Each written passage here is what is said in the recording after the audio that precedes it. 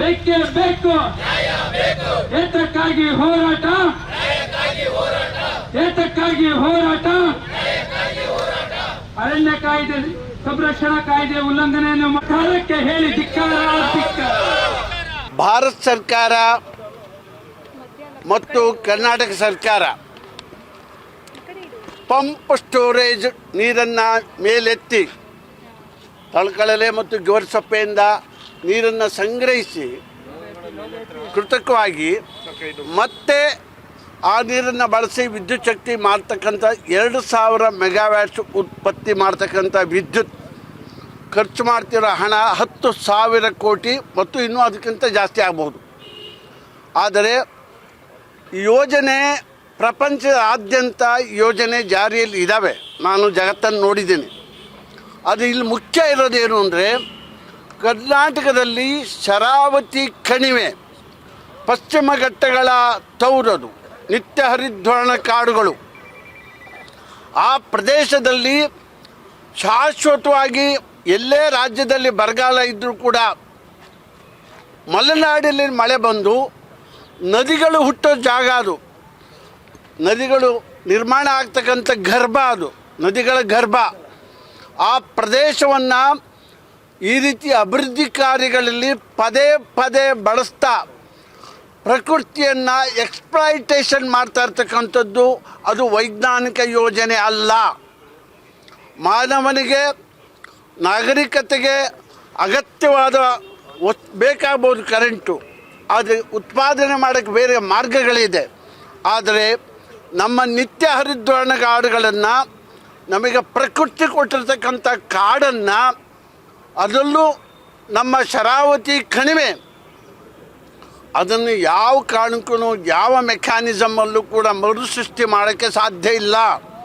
ಹಾಗಾಗಿ ಭಾರತ ಸರ್ಕಾರ ಇಷ್ಟೊಂದು ಕಠಿಣವಾದ ಪ್ರಕೃತಿ ಪರವಾದಂಥ ಕಾಯ್ದೆಗಳು ಇದ್ದರೂ ಕೂಡ ಅದು ಯಾವ ರೀತಿ ಈ ಪಂಪ್ ಸ್ಟೋರೇಜಿಗೆ ಅನುಮತಿ ಕೊಟ್ಟಿದ್ದಾರೆ ಅನ್ನೋದು ಭಾಳ ದೊಡ್ಡ ಅನುಮಾನಕ್ಕೆ ಕಾರಣ ಆಗ್ತಾ ಇದೆ. ಭಾರತ ಸರ್ಕಾರಕ್ಕೆ ಶೋಭೆ ತರುವಂಥದ್ದಲ್ಲ ಇದು. ಹಾಗೆಯೇ ಕರ್ನಾಟಕ ಸರ್ಕಾರವು ಕೂಡ ಈಗಾಗಲೇ ಪಶ್ಚಿಮ ಘಟ್ಟಗಳಲ್ಲಿ, ಶರಾವತಿ ಕಣಿವೆಗಳಲ್ಲಿ ನಮ್ಮ ದೊಡ್ಡ ದೊಡ್ಡ ಗುಡ್ಡಗಳು ಜಾರ್ತಾ ಇದ್ದಾವೆ. ಮಳೆಗಾಲದಲ್ಲಿ ಲ್ಯಾಂಡ್ಸ್ಕೇಪಿಂಗ್ ಆಗ್ತಾಯಿದೆ. ಅಂಥದ್ರಲ್ಲಿ ಈಗ ಮತ್ತೆ ಭೂಮಿಯನ್ನು ಕೊರೆದು ಅಲ್ಲಿ ನಾವು ಕರೆಂಟನ್ನು ಉತ್ಪತ್ತಿ ಮಾಡಿ ಅಲ್ಲಿಂದ ನೀರು ಸಾಗಿಸಿ ಈ ಎಲ್ಲ ತಾಕತ್ತುಗಳು ಸರ್ಕಾರದ ಪ್ರಯತ್ನ ಬೇಕಾಗಿಲ್ಲ. ಕರೆಂಟನ್ನು ಬೇಕು ಅನ್ನೋದಾದರೆ ಉತ್ಪಾದನೆ ಮಾಡಲಿಕ್ಕೆ ಬೇಕಾದಷ್ಟು ಅನ್ಯ ಮಾರ್ಗಗಳಿದ್ದಾವೆ, ಮೆಕ್ಯಾನಿಸಮ್ ಇದೆ. ಆದರೆ ಪ್ರಕೃತಿಯನ್ನು ಮರುಸ್ಥಾಪನೆ ಮಾಡಲಿಕ್ಕೆ ಯಾವ ಮಾನವನಿಂದಲೂ ಸಾಧ್ಯ ಇಲ್ಲ. ಆ ಕಾರಣಕ್ಕೆ ನಮ್ಮ ನಿತ್ಯ ಹರಿದ್ವರ್ಣ ಕಾಡುಗಳನ್ನು, ಪಶ್ಚಿಮ ಘಟ್ಟಗಳನ್ನು, ಮಲೆನಾಡನ್ನು, ವನದೇವಿಯನ್ನು ರಕ್ಷಣೆ ಮಾಡ್ತಕ್ಕಂಥದ್ದು ಕೂಡ ಭಾರತ ಸರ್ಕಾರದ ಜವಾಬ್ದಾರಿ ಮತ್ತು ನೈತಿಕ ಜವಾಬ್ದಾರಿ ಕೂಡ. ಅದೇ ರೀತಿ ಕರ್ನಾಟಕದಲ್ಲಿ ರಾಜ್ಯ ಸರ್ಕಾರ ನಮ್ಮ ನೆಲದ ಗುಣವನ್ನು ಅರಿತು ಅಭಿವೃದ್ಧಿಯನ್ನು ಮಾಡಬೇಕು. ನೆಲದ ಗುಣವನ್ನು ಅರಿತು ಅಭಿವೃದ್ಧಿಗೆ ಹೀನವಾಗಿ ಮಾಡಿದರೆ ಭಾಳ ದಿನಗಳ ಕಾಲ ಸರ್ಕಾರಗಳೂ ಉಳಿಯಲ್ಲ, ಪ್ರಕೃತಿನೂ ಉಳಿಯೋಲ್ಲ. ಅದ್ರ ಜೊತೆಗೆ ನಾಡನ್ನು ಬೆತ್ತಲೆ ಮಾಡ್ತಕ್ಕಂಥ ಯೋಜನೆಗಳು ಇವು ಹುಡುಗಾಟಿಕೆ ಮಾಡ್ತಾ ಇದ್ದಾರೆ. ಶರಾವತಿ, ಹೇಮಾವತಿ, ಕುಮದ್ವತಿ, ಘಟಪ್ರಭಾ, ಮಲಪ್ರಭಾ ಎಲ್ಲ ನದಿಗಳು ಹುಟ್ಟೋದು ಪಶ್ಚಿಮ ಘಟ್ಟಗಳಲ್ಲಿ. ದಕ್ಷಿಣ ಕಡೆಗೆ ದಕ್ಷಿಣಕ್ಕೆ ಉತ್ತರಕ್ಕೆ ಹರಿತವೆ. ಅದು ಬಯಲು ಸೀಮೆಯನ್ನು ಮತ್ತೆ ನೀರಾವರಿಯನ್ನು ಮಾಡಿದವೆ ಈ ನದಿಗಳು. ಆ ನದಿಗಳು ನೀರು ಬರ್ತಕ್ಕಂಥದ್ದೇ ಈ ಘಟ್ಟಗಳಿಂದ. ಈ ಘಟ್ಟದಲ್ಲಿ ಅಭಿವೃದ್ಧಿ ಕೆಲಸಗಳನ್ನು ಈಗಾಗಲೇ ಸಾಕಷ್ಟು ಮಾಡಾಗಿದೆ. ಇಷ್ಟೊತ್ತಿಗೆ ಆಗಲೇ ನಾವು ತುಂಬ ನಮ್ಮ ವನದೇವತೆಯನ್ನು, ಪ್ರಕೃತಿಯನ್ನು ಶೋಷಣೆ ಮಾಡಿದ್ದೀವಿ.